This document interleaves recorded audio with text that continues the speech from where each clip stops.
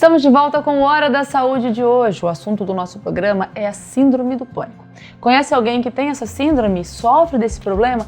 Então acompanhe com a gente esse terceiro bloco, nós vamos esclarecer as principais dúvidas dos telespectadores. Eu continuo com o médico psiquiatra, Dr. André Petrowsik. Fala pra gente, quais os profissionais que podem conduzir o tratamento? Normalmente, é o psiquiatra. Agora, o clínico pode tentar tratar, porque, Glaucio, o que acontece é que a medicina apanha muito do cérebro. Então, por exemplo, se nós dois estamos com ansiedade e tomamos o mesmo remédio, você pode ficar boa e para mim pode fazer mal. E a gente não sabe o que vai acontecer. Então, a orientação que a gente tem, o clínico pode tentar, mas começou a não funcionar, então encaminha para quem tem mais experiência no assunto.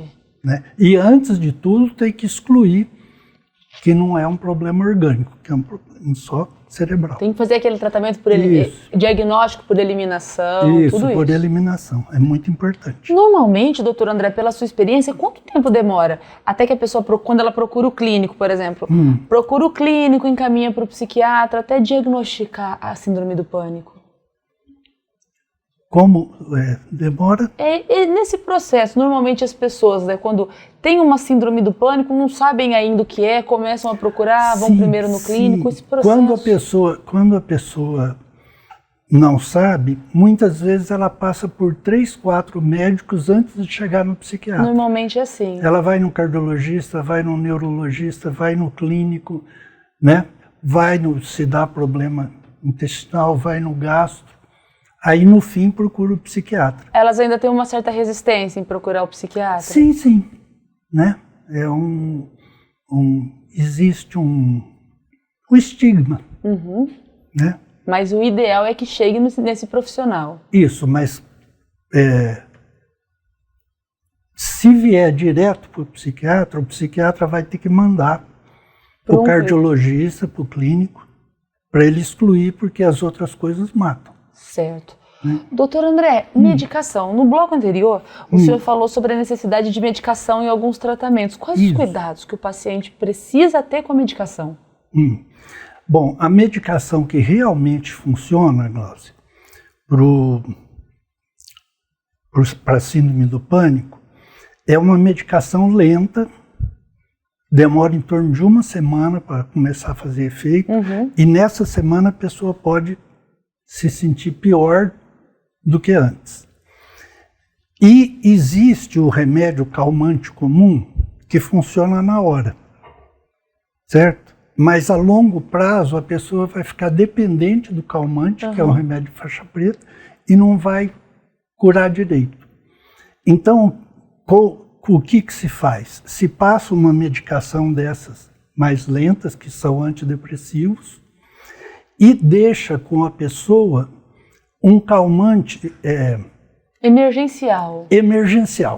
Então, por exemplo, quando a gente toma um remédio, qualquer remédio, ele desce pelo esôfago, que é o cano, vai para o estômago, fecha a entrada do estômago, a saída, solta ácido, faz a digestão, depois abre a saída, vai para o intestino, no intestino tem as veinhas que puxam o remédio, aí ele vem. Certo? Estamos falando do remédio do cérebro, ele vem para o cérebro. Existe um tipo de calmante que se coloca debaixo da língua e o comprimido derrete. E é cheio de veinha, então vai direto para o cérebro. Então, a pessoa tem que ter aquilo no bolso.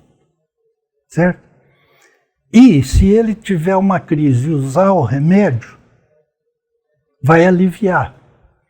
As outras vezes, que seria para ele ter crise, ele fala, não, o remédio está aqui. Isso já dá uma acalmada. Já ajuda.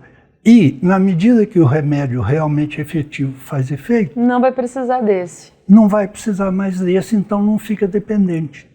Porque a gente fala, olha, isso é um remendo.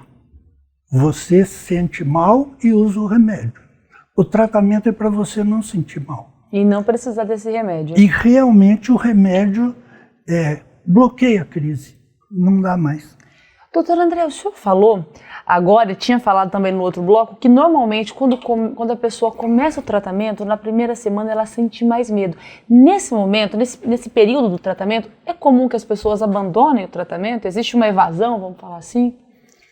Não, porque inclusive a gente avisa tudo isso, certo? Durante uma semana você ainda pode sentir mal, às vezes você vai sentir mais mal, mas depois vai travar. Tá, é o momento mais difícil, então a gente aí pode bloqueia, acabou, né? E enquanto você sentir mal, você vai usar esse comprimidinho aqui que você vai botar debaixo da língua e vai aliviar. Doutor André, todo paciente que tem a síndrome do pânico, ele precisa ser acompanhado? Precisa. Precisa porque a sensação é muito ruim, certo? O que a pessoa sofre, né, a sensação de morte é muito grande. E é interessante, porque não precisa mais ter o leão, né? Não precisa. Para ter esse medo. Essa sensação sem nada, né? Pior ainda. Antes tinha razão, né? Porque o leão estava ali, né? Não, ainda bem que não tem o leão. Doutor André, mas esse acompanhamento ele é realizado onde? Esse acompanhamento ele é realizado onde? Ele pode ser realizado também pelo Sistema Único de Saúde? Pode e é feito, né? Tem o pessoal da saúde mental que já é treinado para isso, para poder acompanhar. Tem o acompanhamento pela psicóloga também. Normalmente uma coisa complementa a outra. Uma outra pergunta aqui do telespectador, doutor André, como identificar uma crise de pânico? A crise de pânico, o que a pessoa vai sentir, né? Ela vai sentir um aperto no peito muito grande, né? Uma pressão, né? Vai sentir o coração disparado, vai sentir frio na barriga, as mãos vão esfriar, tem gente até que fica dura a mão, não mexe. Os pés vão esfriar também, o intestino pode soltar. Então é uma série de... A pessoa pode até, Gláucia, é tão ruim que a pessoa pode até estranhar o ambiente. Ele está na casa dele, mas ele assusta com a casa dele, certo? E às vezes ele fica com a sensação também que vai enlouquecer. Dentro de um ambiente que ele já conhece há muito tempo. Isso. Ele estranha tanto o ambiente como ele se estranha também e fala, agora eu vou ficar louco. Agora eu não vou ter mais conserto. E o que a gente pode fazer, doutor André, para ajudar uma pessoa que a gente percebe que está numa crise de pânico? A gente pode ajudar a pessoa que convive com essa pessoa? Olha, é muito difícil. Pelo menos no momento da crise. Pode estar junto, tentar tranquilizar, né? Mas o mais importante é encaminhar para um tratamento para resolver. Tá, mas existe alguma coisa, então, que dê para evitar com alguém em crise de síndrome do pânico? Sim. Né? Não pode desprezar o que a pessoa está sentindo. Né? Isso é até muito comum, Gláucia. Acontece porque a síndrome do pânico dá em torno de 3% da população, certo? E o mais comum é depressão. Então, a pessoa, por exemplo, na depressão, quem nunca teve depressão, a pessoa com depressão vem queixar que está triste, que está chorando, que não sei o quê.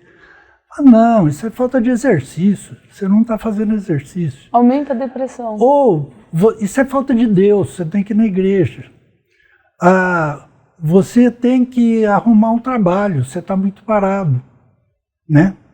E não é a depressão, você tem que reagir, você tem que ser forte. Né? Então está desprezando o que a pessoa sente, né? Na depressão isso é muito comum. Quem já teve depressão nunca responde assim. Aí é capaz de entender porque já sentiu. Então, na síndrome do pânico é a mesma coisa, não desprezar. Não desprezar, de jeito nenhum, porque a pessoa realmente está sentindo, né? Então, uma atitude amiga, uma atitude de proteção, uma atitude, olha, eu estou aqui junto, estou do seu lado, né? Isso vai passar, vamos, né? Isso ajuda bastante a pessoa. O senhor falou também sobre, né, no começo do tratamento, ter um comprimido, um calmante, né, emergencial na hora da crise, mas o paciente ele sempre vai precisar dessa medicação ou depois de um tempo não é mais necessário durante a crise? Não, na primeira semana, quando ele tiver crise, ele vai precisar sim, certo? Porque continua sendo muito desagradável. Só que já ajuda um pouco, né? Ele sabe que ele tem ele apalpa no bolso e fala, não, tá aqui.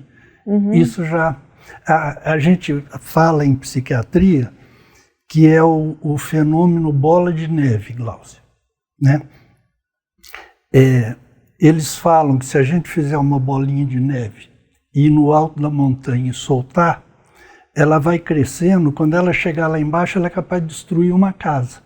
Porque ela vai crescendo, ela vai pegando mais neve, né? Então, se eu sinto mal, uma crise de pânico, e começo a pensar, eu vou morrer, agora não tem jeito, eu vou largar minha família, eu vou...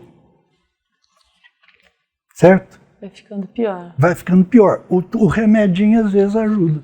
Ah, não, o remedinho está aqui. Doutor André, uma outra dúvida. É possível tratar a síndrome do pânico sem medicações? Existe algum caso que isso é possível? A terapia cognitivo-comportamental funciona bem também, certo? É uma terapia que usa a parte inteligente do cérebro para controlar a parte das emoções, que são partes diferentes, né, Glaucia? O Freud falava em instinto de vida e instinto de morte, né? Mas ele era exagerado. Então, quer dizer, eu falo assim, não, eu estou gordo, eu vou fazer um regime, eu vou conseguir perder peso. Desculpa. Oh, meu Deus, peraí. Desculpa, gente. Deixa eu ir pra cá. Eu vou perder peso, você pode continuar depois. Ah lá, já. Engasguei, ó. Ai, ai. Cadê a etiqueta da tosse? Ela nem ficou chique. Isso por quê? Tem que falar chique. Nossa. O senhor lembra qual? Eita. Hã?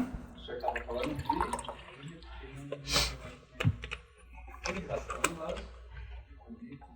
Falou do Freud, sim, que o Freud das era partes exagerado. do cérebro. Desculpa, gente, olha. O senhor pode dar sequência. Tá certo. Mas então, né, Glaucia, nós temos...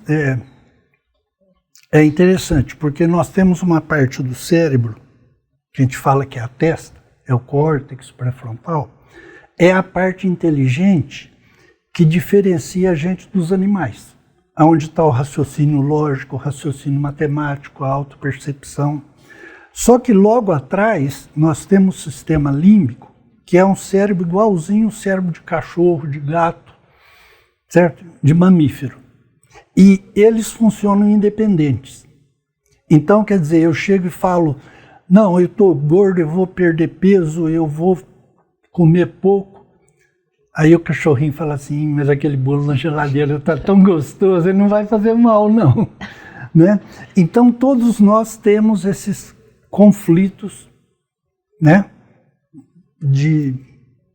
E a terapia cognitiva ajuda a pessoa a lidar com o cérebro de mamífero dele, com o sistema límbico. Gente, tem um negocinho aqui, ó. É quando entra no lugar errado. Aí irrita. Será o Benedito? Será o Benedito? Nossa! Ai, Deixa eu beber mais uma aguinha. Eu tô até sentindo aqui o lugar. não, mas é... E é mal visto tossir hoje em dia.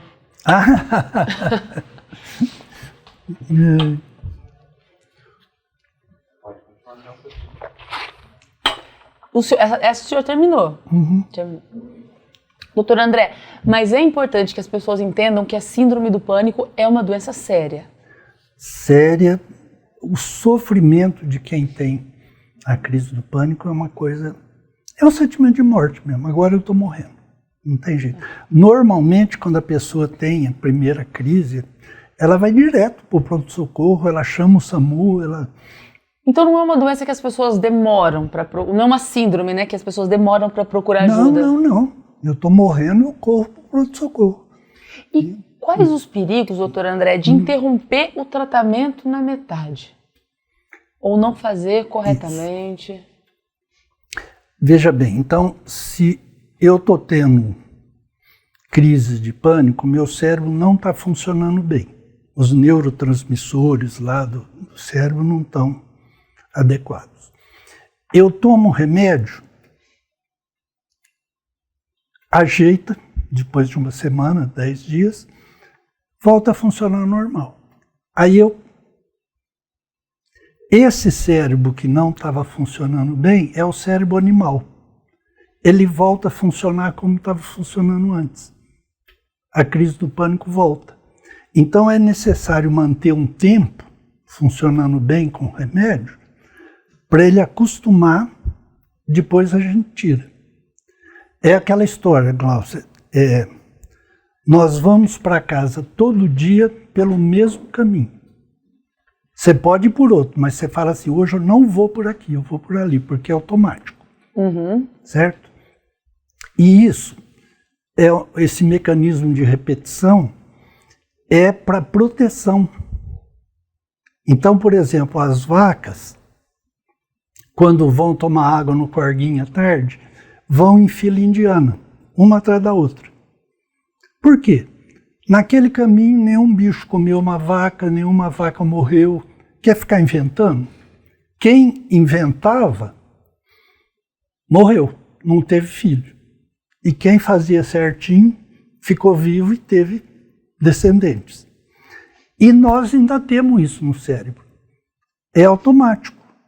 Eu tive hospital psiquiátrico mais de 30 anos, certo? Depois de 5 anos fechado, se eu pegava o carro para fazer alguma coisa e estava preocupado, o carro ia sozinho para o hospital. Já tinha acostumado. Já tinha acostumado, ia 2 vezes por dia lá durante 30 anos. Então, existe esse mecanismo de repetição e não é o cérebro inteligente, porque vaca não é inteligente, certo? Então, ele estava funcionando mal, você dá uma melhorada ele volta a funcionar mal. Você tem que deixar um tempo funcionando bem com o remédio, depois você tira, aí ele toca. Tá certo. Doutor André, muito obrigada pela sua presença aqui no programa hoje. Queria te agradecer. Prazer muito foi obrigada. Meu. Nossa Senhora, coisa boa, Glaucia. Que bom. Espero que você aí de casa também tenha gostado. Quer assistir novamente esse programa? Quer compartilhar com alguém que você conhece, que tem síndrome do pânico? Alguém que queira saber mais sobre esse assunto? Vai lá, youtube.com/Hospital de Amor. A gente se encontra no próximo Hora da Saúde. Até mais!